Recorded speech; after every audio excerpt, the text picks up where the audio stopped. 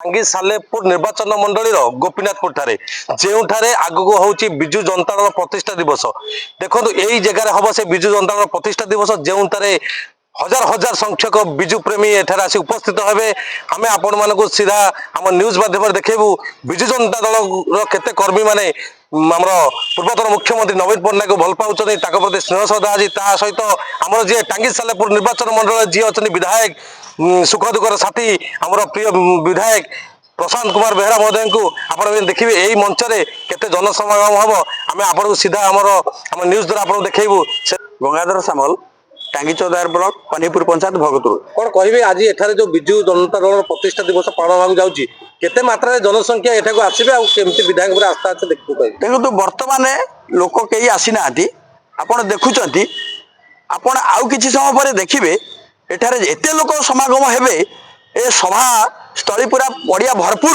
हो एठारे नेतृत्व नहीं आमर विधायक टांगी सालेपुर विधायक श्री प्रशांत कुमार बेहरा तांको उद्यम रे एठारे जेते लोक समागम हेबे आपण आश्चर्य होई जिवे ए पड़िया भरपूर होई जिवो आपण को लागुची एबे भी हमर बीजेपी सरकार थाई मध्य विजु जनता दल लोक आस्था रही लोकंकर बहुत आस्था रही लोक एभली आस्था रखिछन्ति विजु जनता दल उपरे आपण विश्वास करि परिबेनी सुना जाउची स्त्री लोक माने विजु जनता दल पर आस्था तुटै बीजेपी सरकार को आपणे देले ए स्त्री लोक माने पुनी लागुची कोन विजु जनता दल देखंतु स्त्री लोक माने अवश्य भूल करिछन्ति किंतु एबे मर्मे मर्मे बुझुछन्ति से कोन भूल करिकिरी वर्तमान पस्तौछन्ति आपन को आशा अछि केते मात्रा दर्शक आज एठार आसीबे के जो कर्मी आसीबे एठे जो सभा मंच को आपण देखिबे सभा आरंभ हो जाऊ हमर प्रिय विधायक आसी पहुंची जातु देखिए एठार मो अनुमान एबे करूची 5000 लोक कम हेबेनी अधिका बरंग हेबे 5000 लोक तळकु रहिबेनी केबे विजु जनता दल सक्रिय कर्मी होई आपण केते मात्रा आपण निजको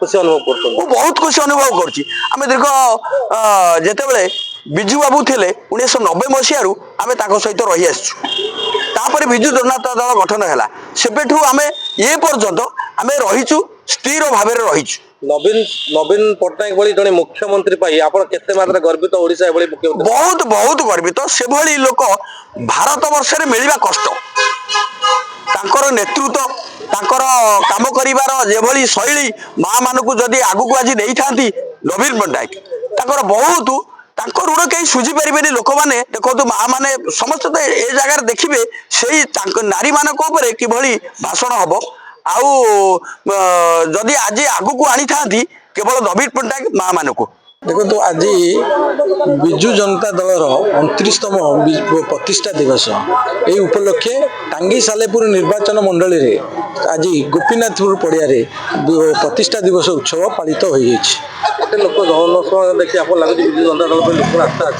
देखु आज आमर विजु जनता दल सभापति नवीन बाबू भी कही सारी जे विजु जनता दल एक राजनीति दल जे क्षमतार थिले जे केवल लोक सेवा करिवो ताहा नुहे ए दल आगामी 100 वर्ष लोक मानक हृदय अच्छी लोक मानक हृदय रहिबो कारण विजु जनता दल शासन समय जहाँ ओडिशार विकास होइतिला ताहा आज समस्ते अनुभव करुचंती आज युवक कहतु छात्र कहतु महिला कहतु ए कथा को समस्त अनुभव कले जे विजु जनता दल भितर शासन भितर कौन विकसित होइछा आउ ए 18 मास विषय कौन होइछार कोण अनुकोण माने लोक माने दल देउथिला बेले टांगी सालेपुर निर्वाचन मंडल रे कौन से दल देवार माने सूचना पाउना कोन कहबे या होची दृढ़ नेतृत्व माननीय विधायक प्रशांत बेहरा एवं टांगी सालेपुर रे जो विजु जनता दलर परिवार लोक रही दल को माननीय पूर्वतन मुख्यमंत्री नवीन पट्टनायक को माननीय विधायक को एते मात्रा भल पाती जे कौन गोटे कर्मी दल चेंज नक विजु जनता दल रही टांगी सालेपुर समस्त विजु जनता दलर कर्मी मानक जिते धन्यवाद देले कम हो। ବାର୍ତ୍ତା ଦେବେ? ଦେଖନ୍ତୁ ଆଜି ମାନ୍ୟବର ମୁଖ୍ୟମନ୍ତ୍ରୀଙ୍କର ଆମେ ଯୋଉ 29 ବର୍ଷ ପୂର୍ବେ ଯୋଉ ଆମ ବିଜୁ ଜନତା ଦଳ ପ୍ରତିଷ୍ଠା ହେଇଥିଲା ତାର ଆଜି ପ୍ରତିଷ୍ଠା ଦିବସ ଟାଙ୍ଗୀ ସାଲେପୁର ନିର୍ବାଚନ ମଣ୍ଡଳୀ ଗୋପୀନାଥପୁରରେ ମାନ୍ୟବର ବିଧାୟକ ସୁଖ ଦୁଃଖର ସାଥୀ ଟାଙ୍ଗୀ ଯିଏ ଅଛନ୍ତି ପ୍ରଶାନ୍ତ ବେହେରାଙ୍କ ନେତୃତ୍ୱରେ ଆଜି ଏକ ବଡ଼ ଧରଣ ବୈଠକ ହେଇଥିଲା। ଇଏ ବହୁତ କୃତକାର୍ଯ୍ୟ ମଧ୍ୟ ହୋଇଛି। ଏଠି ବହୁ ସଂଖ୍ୟାରେ ବିଜୁ ଜନତା ଦଳ ଯୁବକ ଛାତ୍ର ମହିଳାମାନେ ଆସିକି ଯୋଗ ଦେଇଥିଲେ। ଆପଣ କଣ ଲାଗୁଛି ଏଭଳି ଜନସମାଗମ ଦେଖି ପୁଣି ବିଜୁ ଜନତା ଦଳ ଲୋକ ପ୍ରତି ଆଶା ରଖିଛନ୍ତି? ଦେଖନ୍ତୁ ଯେତେବେଳେ ବିଜେପି ପାୱାରକୁ ଆସିଲା ସିଏ ବି ଜାଣିନଥିଲେ ସେ ଜିତିକି ଆସିକି ପାୱାର ନେବେ ବୋଲି। ବିଜୁ ଜନତା ଦଳ ତାର ସବୁ ଜାଗାରେ ସକ୍ରିୟ ଅଛନ୍ତି। ପଞ୍ଚାୟତ ସ୍ତରରୁ ଗ୍ରାସ ଲେବୁଲ ଦେଖନ୍ତୁ ଉପର ଲେବୁଲ ଯାକେ ସବୁଠି ପିଲାମାନେ ଅଛନ୍ତି, ଯୁବକମାନେ ଅଛନ୍ତି, ମହିଳାମାନେ ବି ଅଛନ୍ତି, ସବୁ ଏକତ୍ରିତ ଅଛନ୍ତି। ପଞ୍ଚାୟତ ଇଲେକ୍ସନରେ ଆପଣ ଦେଖିବେ କଣ ହଉଛି ବିଜୁ ଜନତା ଦଳ ପରିସ୍ଥିତି। ବିଜୁ ଜନତା ଦଳର 29ତମ ପ୍ରତିଷ୍ଠା ଦିବସରେ ଆମର ସୁଖ ଦୁଃଖର ସାଥୀ ପ୍ରିୟ ବିଧାୟକ ପ୍ରଶାନ୍ତ ବେହେରାଙ୍କ ନେତୃତ୍ୱରେ 8,000ରୁ ଉର୍ଦ୍ଧ୍ୱ ଯାହା ବିଜୁ ପ୍ରେମୀ ମା ଭଉଣୀ ଭାଇମାନେ ଉପସ୍ଥିତ ହୋଇଥିଲେ ଏବଂ କେମିତି ବିଜୁ ଜନତା ଦଳକୁ ଆଗକୁ ବଢାଇବେ ଆଗାମୀ ଏଇ ବର୍ଷ ଚଳିତ 2026 ମସିହାଟି ଆମର ଲଢ଼େଇର ବର୍ଷ ହେବ ଏବଂ ଆମେ ଚେଷ୍ଟା କରିବୁ ସବୁଯାକ ଆସନ କେମିତି ଗ୍ରହଣ କରିବା ପାଇଁ ପଞ୍ଚାୟତ ସଭାପତି ଜନସମୁଦ୍ର ଦେଖି କଣ ଲାଗୁଛି ବିଜୁ ଜନତା ଦଳ ଆଶା ଅଛି ଲୋକଙ୍କର? ସମସ୍ତଙ୍କର ଆଶା ଅଛି ଆମେ କେତେ ନିଶ୍ଚୟ ନାହିଁ ଯିଏ ଯାଉଛି ଯାଉ ରହୁ ବିଜୁ ଜନତା ଦଳ ଆହୁରି ଆଗକୁ ବଢିବ କାରଣ ଆଉ 1.5 ବର୍ଷ ଭିତରେ ଏ ସରକାର ଯୋଉ କାର୍ଯ୍ୟକ୍ରମ କରୁଛି ସେ ଅନୁଭବ କରୁଛନ୍ତି ଶିକ୍ଷା ହଉ ଚାଷୀ କୃଷକ ହଉ ଯେକୌଣସି କ୍ଷେତ୍ର ଦରଦାମ ସବୁଥିରେ ବଢି ଚାଲିଛି। ଲାଗୁଛି 18 ମାସ ସରକାରର ବିଫଳତା ଆଜି ଲୋକଙ୍କୁ ଜଣାପଡୁଛି। 24 ବର୍ଷର ଆପଣ ବିକାଶ ଦେଖିଛନ୍ତି ନବୀନ ପଟ୍ଟନାୟକ ବିଜୁ ଜନତା ଆମର ହଉଛି ବିଜୁ ଜନତା ଦଳ ଏ ବର୍ତ୍ତମାନ 1.5 ବର୍ଷର ଯୋଉ ବିଫଳତାରେ ସରକାର ଯାହା କରୁଛି ଆପଣଙ୍କୁ ଅନୁଭବ କରୁଛି। ଆଜି ପ୍ରତିଷ୍ଠା ଦିବସରେ ମାନ୍ୟବର ବିଧାୟକ ଆମ ନେତା ଶ୍ରୀ ପ୍ରଶାନ୍ତ ବେହେରାଙ୍କ ଆହ୍ୱାନ କ୍ରମେ ଆଜି ଆମର ଏଠି ଗୋପୀନାଥପୁର ପଡ଼ିଆରେ ଅନୁଷ୍ଠିତ ହେଉଥିଲା ପ୍ରତିଷ୍ଠା ଦିବସ। ଏଥିରେ ବହୁ ସଂଖ୍ୟାରେ ଯୋଗଦାନ କରିଥିଲେ ବିଭିନ୍ନ ପଞ୍ଚାୟତରୁ ପାଖାପାଖି 50ଟା ପଞ୍ଚାୟତରୁ 3,000ରୁ 4,000 ଲୋକ ଯୋଗଦାନ କରିଥିଲେ। ଏତେ ମାତ୍ରାରେ ଜନସମାଗମ ଦେଖି କଣ ଲାଗୁଛି ବିଜୁ ଜନତା ଦଳ? ନିଶ୍ଚିତ ଭାବେ ମାନ୍ୟବର ପୂର୍ବତନ ମୁଖ୍ୟମନ୍ତ୍ରୀଙ୍କ ପ୍ରତି ଭଲ ପାଇବା ଆସ୍ଥା ଏବେ ବି ଲୋକଙ୍କର ଅଛି ଏବଂ ଏହା କ୍ରମଶଃ ବଢ଼ୁଛି ଏବଂ ଆମର ଏଠିକାର ଲୋକପ୍ରିୟ ବିଧାୟକ ପ୍ରଶାନ୍ତ ବେହେରାଙ୍କର ଗୋଟେ ପ୍ରକାର ଆପଣ କହିପାରନ୍ତି ଶକ୍ତି ପ୍ରଦର୍ଶନ ଏଠି ହେଉଥିଲା ଏବଂ ଲୋକଙ୍କର ଭଲ ପାଇବା କ୍ଲିୟରଲି ଜଣାପଡ଼ୁଛି ଯେ କେତେ ଭଲ ପାଆନ୍ତି ଲୋକମାନେ। ପଞ୍ଚାୟତ ଇଲେକ୍ସନ ପାଇଁ କଣ ବାର୍ତ୍ତା ଦେବେ ବିଜୁ ପ୍ରଶାନ୍ତ ପଞ୍ଚାୟତ ଇଲେକ୍ସନ ନିଶ୍ଚିତ ଭାବେ ଏକତରଫା ହେବ ଏଇଟା ଆପଣମାନେ ଦେଖିପାରୁଥିବେ। ବର୍ତ୍ତମାନ ବିଗତ ଦିନରେ ମଧ୍ୟ ଆମର ପଞ୍ଚାୟତରେ ଆମର ସଂଖ୍ୟାଗରିଷ୍ଠ ଥିଲା ଏବଂ ଆଗାମୀ ଦିନରେ ମଧ୍ୟ ହେବ। ଟାଙ୍ଗୀ ସାଲେପୁର ନିର୍ବାଚନ ମଣ୍ଡଳ ବିଜୁ ଜନତା ଦଳର 29ତମ ସ୍ୱନକ୍ଷତ୍ର ପ୍ରତିଷ୍ଠା ଦିବସ ପାଳନ କରାଯାଇଥିଲା। ଆମ ଦଳର ରାଜ୍ୟ ସଭାପତି ପୂର୍ବତନ ମୁଖ୍ୟମନ୍ତ୍ରୀ ନବୀନ ପଟ୍ଟନାୟକ ଆହ୍ୱାନ କ୍ରମେ ଏ ପ୍ରତିଷ୍ଠା ଦିବସ ପାଳନ କରାଯାଇଛି। ଆପଣ ଦେଖିଥିବେ ଭଲ ଭାବରେ ଟାଙ୍ଗୀ ସାଲେପୁର ନିର୍ବାଚନ ମଣ୍ଡଳ ନବୀନ ବାବୁଙ୍କୁ ବିଜୁ ଜନତା ଭଲ ପାଉଥିବା ହଜାର ହଜାର ମୁରବୀ ଏବଂ ମହିଳା ଯୁବ ଛାତ୍ର କୃଷକ ଶ୍ରମିକ ସାମିଲ ହୋଇଥିଲେ।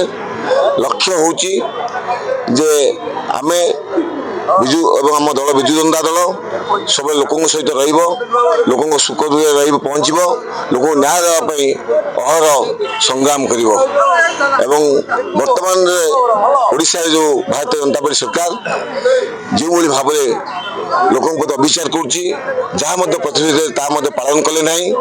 ପ୍ରତ୍ୟେକ ଦିନ ଆଜି ମହିଳାମାନେ ନିର୍ଯାତିତ ହେଉଛନ୍ତି, ଦୁଷ୍କର୍ମ ଶିକାର ହେଉଛନ୍ତି। ତା ସହିତ ଆଜି ଯେଉଁ ବାର୍ଦ୍ଧକ୍ୟ ବିଧବା ଭତ୍ତା ପାଇଁ ରାଜ୍ୟରେ 7 ଲକ୍ଷ ଲୋକମାନେ ଅପେକ୍ଷାରତ, ସାଲେପୁର ଟାଙ୍ଗୀରେ ମଧ୍ୟ 15,000 ଲୋକ ଅପେକ୍ଷାରତ ଅଛନ୍ତି। ଆଜି ବିଦ୍ୟୁତ କଥା କହିବା 300 ୟୁନିଟ୍ ବିଦ୍ୟୁତ ବିଲ୍ ଛାଡ଼ କଥା କହିଥିଲେ, 1 ୟୁନିଟ୍ ବି ଛାଡ଼ କଲେ ନାହିଁ। ଆଜି ଯେଉଁ ଧାନ ମଣ୍ଡିରେ ବିକ୍ରି କରିବା ପାଇଁ ଆଜି ପଞ୍ଜୀକରଣ ଅବ୍ୟବସ୍ଥା କଥା କୁହନ୍ତୁ, କଟନୀ ଛଟନୀର କଥା କୁହନ୍ତୁ, ଆଜି ସବୁଥିରେ ଆଇନ ଶୃଙ୍ଖଳା କଥା କୁହନ୍ତୁ, ସବୁଥିରେ ସରକାର ବିଫଳ ହୋଇଛି। ଭାରତୀୟ ଜନତା ପାର୍ଟି ମୋହନ ସରକାର ଏ ସରକାର ବିରୁଦ୍ଧରେ ଜନମତ ସୃଷ୍ଟି କରାଯିବ ଏବଂ ଲୋକଙ୍କ ସହିତ ବିଜୁ ଜନତା ଦଳ ପ୍ରତ୍ୟେକ ଦିନ ଲୋକଙ୍କ ସହିତ ଯୋଡ଼ି ହୋଇ ରହିବ। ଲୋକ କିପରି ଭାବରେ ଲୋକଙ୍କୁ ସେବା ଯୋଗାଇ ଦେବ, ନ୍ୟାୟ ଦେବ ଏବଂ ଆମ ଦଳ ଟାଙ୍ଗୀ ସାଲେପୁର ନିର୍ବାଚନ ମଣ୍ଡଳୀରେ ଆଜି ସଂକଳ୍ପ ନେଲେ ଏବଂ ଚଳିତ ବର୍ଷ ସଂଗ୍ରାମର ବର୍ଷ ହେବ, ସେବା ସ୍ୱାଭିମାନର ବର୍ଷ ହେବ ଏବଂ ଆଗାମୀ ଦିନରେ ନିଶ୍ଚିନ୍ତ ଭାବରେ ନବୀନ ବାବୁ 29 ମସିହା ମୁଖ୍ୟମନ୍ତ୍ରୀ ହେବେ ଏ ସଂକଳ୍ପ ନେଇ ଆମେ ଆଜି ବିଜୁ ଜନତା ଦଳର 29ତମ ପ୍ରତିଷ୍ଠା ଦିବସ ଟାଙ୍ଗୀ ସାଲେପୁରର ଗୋପୀନାଥପୁରରେ ମଧୁବାବୁଙ୍କ ଜନ୍ମପୀଠରେ ମହାସମାରୋହରେ ପାଳନ ହୋଇଛି। ଏଥିରେ ପ୍ରାୟ 5,000 ଊର୍ଦ୍ଧ୍ୱ ମହିଳା ଯୁବକ ଯୋଗ ଦେଇଥିଲେ।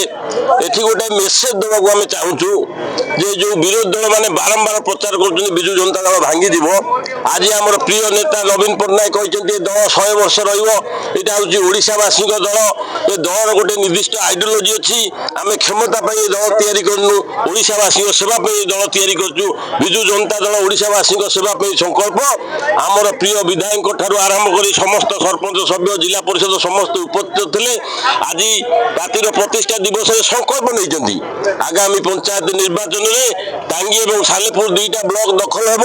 ସବୁ ପଞ୍ଚାୟତର ସରପଞ୍ଚ ସମିତି ସଭ୍ୟ ଜିଲ୍ଲା ପରିଷଦ ମାନେ ନିର୍ବାଚିତ ହେବେ। ଏଠାରେ ଏତେ ମହିଳାଙ୍କର ସମାବେଶ ଦେଖି କଣ ଲାଗିଲା? ମହିଳାମାନେ ନିଜ ଭୁଲ ବୁଝିପାରି ମା ମାନେ ଗତ ନିର୍ବାଚନରେ ଯୋଉ ଭୁଲ କରିଥିଲେ ସେ ଆତ୍ମସମୀକ୍ଷା କରିଛନ୍ତି ଯେ ଆମେ ଗୋଟେ ଭୁଲ ବାଟରେ ଚାଲି ଯାଇଥିଲୁ, ଯୋଉଥିରେ ମା ମାନେ ଆଜି ସୁରକ୍ଷିତ ନୁହନ୍ତି। ଆଜି ଓଡ଼ିଶାରେ ଆପଣମାନେ ସବୁ ବିଜ୍ଞ ଲୋକ ଦେଖୁଥିବେ, ପ୍ରତିଦିନ ନାବାଳିକା ଧର୍ଷଣ ହେଉଛି, ପ୍ରତିଦିନ ମହିଳାମାନେ ଅସୁରକ୍ଷିତ। ଆଜି ମାଟିଏ ସନ୍ଧ୍ୟା ସମୟରେ ରାସ୍ତାରେ ଚାଲିବା ପାଇଁ ତାର ସାହସ ହଉନି। ଏହି ପରିସ୍ଥିତିରେ ମା ମାନେ ଉପଲବ୍ଧି କରିଛନ୍ତି ଏବଂ ଅନୁଭବ କରିଛନ୍ତି ନବୀନ ପଟ୍ଟନାୟକ ସରକାର ଆଠୁ ଯଥେଷ୍ଟ ଭଲ, ମା ମାନଙ୍କ ପାଇଁ ସୁରକ୍ଷା ଦାୟୀ। ସେଥିପାଇଁ ମା ମାନେ ବହୁ ସଂଖ୍ୟାରେ ଆଜି ଉପସ୍ଥିତ ଥିଲେ। ପଞ୍ଚାୟତ ଇଲେକ୍ସନ ପାଇଁ ଆପଣ କଣ ବାର୍ତ୍ତା ଦେବେ?